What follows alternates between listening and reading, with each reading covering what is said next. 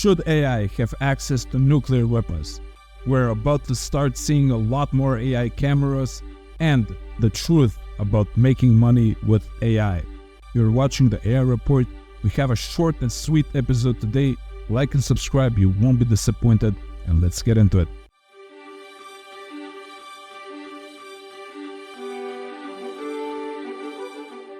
Massachusetts Democrat Senator Edward Markey suggests legislation to keep AI from the nuclear button. Legislation? Sure, go for it. But how about not even connecting the AI to the nukes? Like, what is to be gained?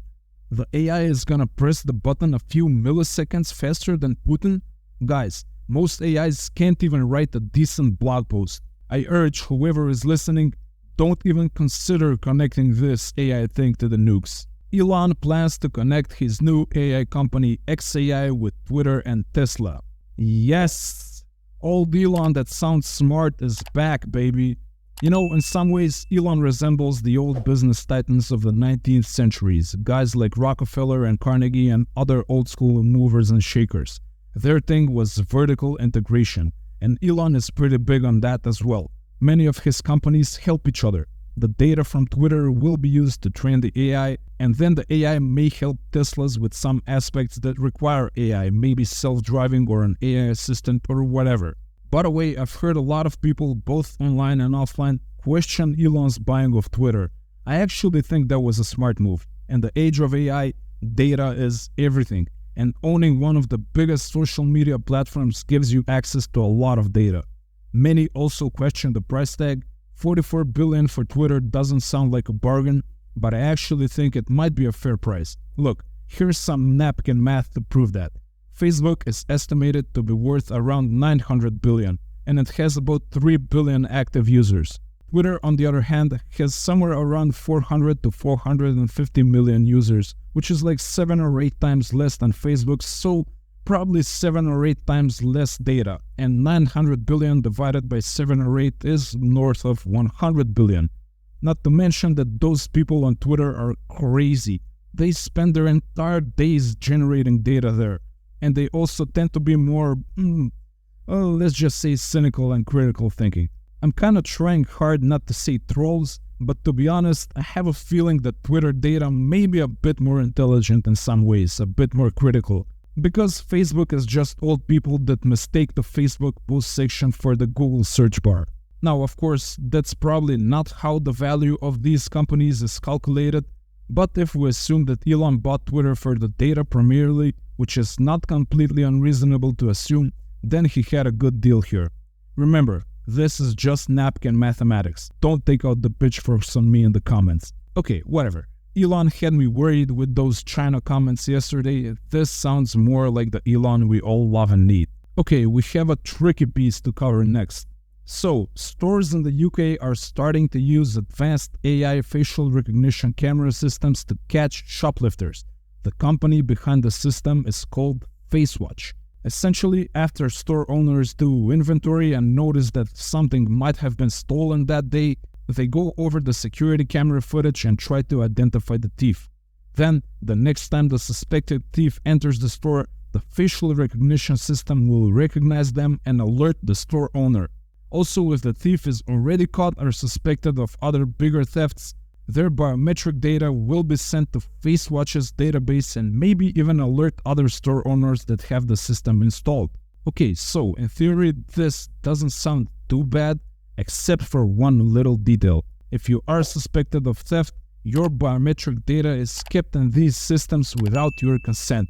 And keep in mind that these systems do make mistakes and you may be flagged even if innocent. I'm not exactly sure how legal this whole thing is. FaceWatch say they delete the data after 2 weeks if the person is proven to be innocent, but still, a lot can happen in 2 weeks. Companies like these are often lucrative targets for hackers, for example. Plus, you shouldn't really have to prove your own innocence when walking into a store. Now, store owners kind of have a point in trying to protect their businesses because the police usually don't care too much about shoplifting. Store owners will also post signs on the entrance of their stores notifying customers that these systems are in place, which is fair. They may lose the businesses of people like myself who are a bit more concerned about privacy and don't have an immediate plan of stealing something, but maybe they'll make it up by cutting costs on goods lost in theft. While we're on the topic of AI cameras, that market is expected to start growing much faster at 12% annually and reach $6.5 billion in 2027. So expect a lot more smart cameras around you. I don't like this.